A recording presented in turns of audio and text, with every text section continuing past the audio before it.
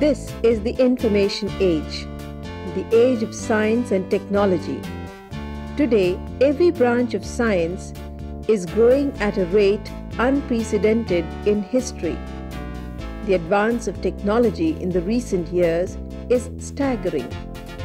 The latest and most useful development in this area is the Internet.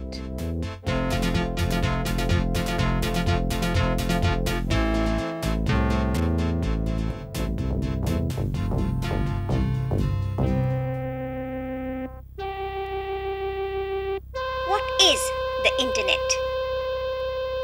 The Internet is a large number of smaller networks connected via telephone lines, cables, microwave, and satellite systems. The smaller networks are the service providers, companies, government organizations, schools, and individuals from all over the world. These smaller networks are connected to the larger networks that maintain the high bandwidth connections between themselves and the other large networks.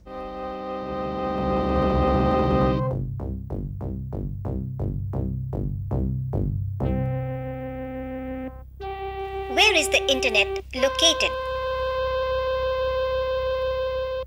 The Internet is not owned by any single entity. The Internet is a decentralized network, meaning that it is not controlled at any one location.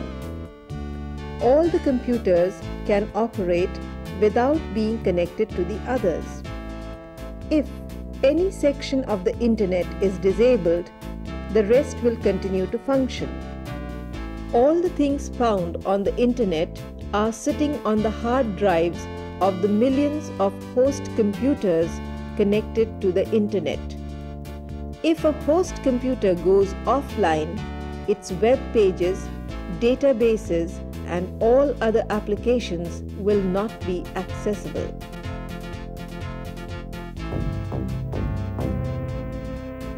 When was the Internet first started?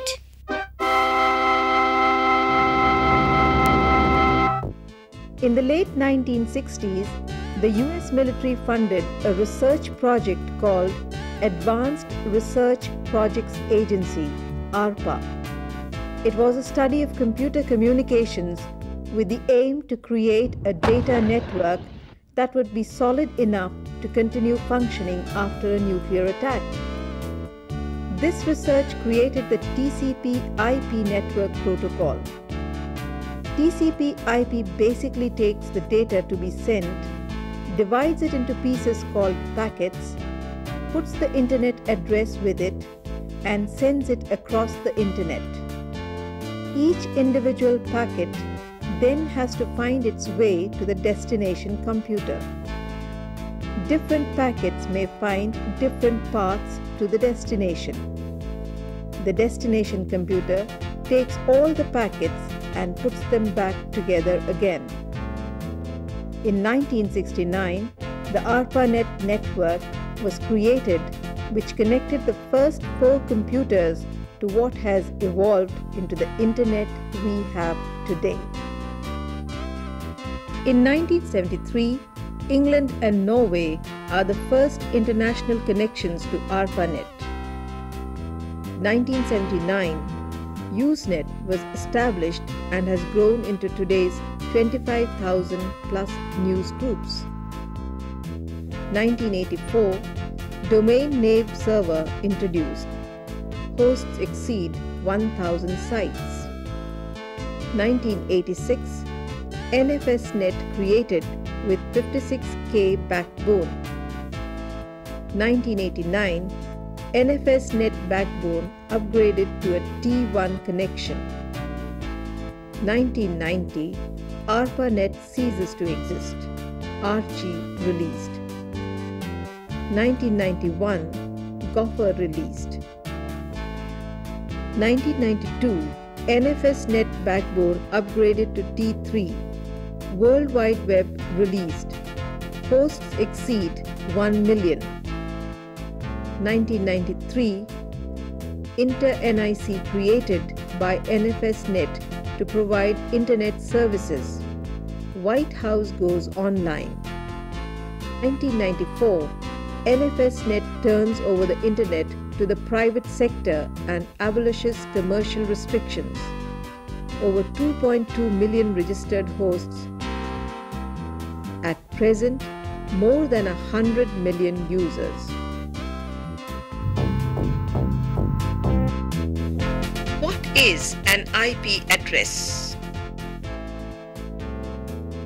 Each computer connected to the internet has an address known as the IP address to identify it to all the other computers. An example is 161.109.32.2 Texas State Technical College CNS Surf Server. The address comes in 4 numbers separated by periods. Each number can be between 0 and 255. Because IP addresses are confusing and hard to remember, they can be represented as registered domain names. What is a domain name? Domain names can be registered for host computers on the internet. An example is surf.tstc.edu. Edu indicates the site is an educational organization. The TSTC was chosen by Texas State Technical College because it's easy to remember.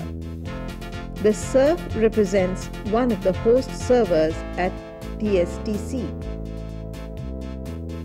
Other top-level domain extensions are edu, educational, com, commercial, org, organization, gov, government, mil, military, net, network. There are also many 2-letter extensions for other countries such as IN for India, CA for Canada. Domain names are translated into IP address using a domain name server.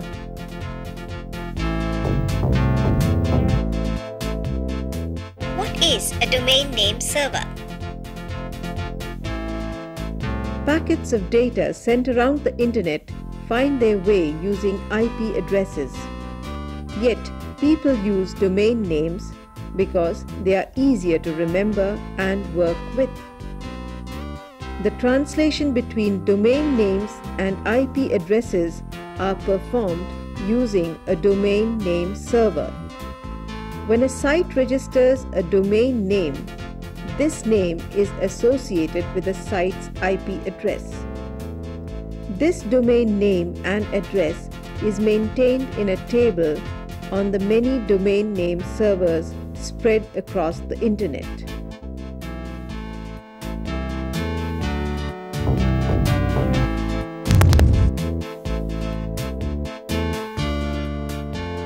How do I get connected? First, a computer is needed. Any computer can be connected to the internet. The latest internet features generally require the latest computers. Second, a modem. Again, any speed modem can connect you to the internet, but the faster the modem, the better. Third, you need an Internet Service Provider, ISP. The ISP is the entity that your computer will connect to access the internet. Accounts are of 2 types. 1. Shell accounts, which provides information in text form only. 2. TCP IP account, which provides information in multimedia format, meaning by text, graphics and animations, audio and video. After getting the account, you may be able to get internet access through your school or company. computer, modem and ISP. What's next? Now, your computer must have the software installed and configured to connect to your ISP. Software for nearly any computer made is available. A dialer and a browser is needed for connectivity. Windows 95 has this software built in and is called dial-up networking. A username, password, and DNS address are usually needed for this configuration. Each configuration may vary depending on your ISP. If you have problems with the configuration, contact your service provider.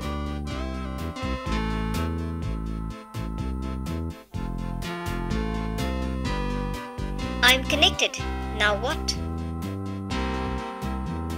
Your internet connection is useless without some internet software such as www browsers, email readers, and news readers, to name a few.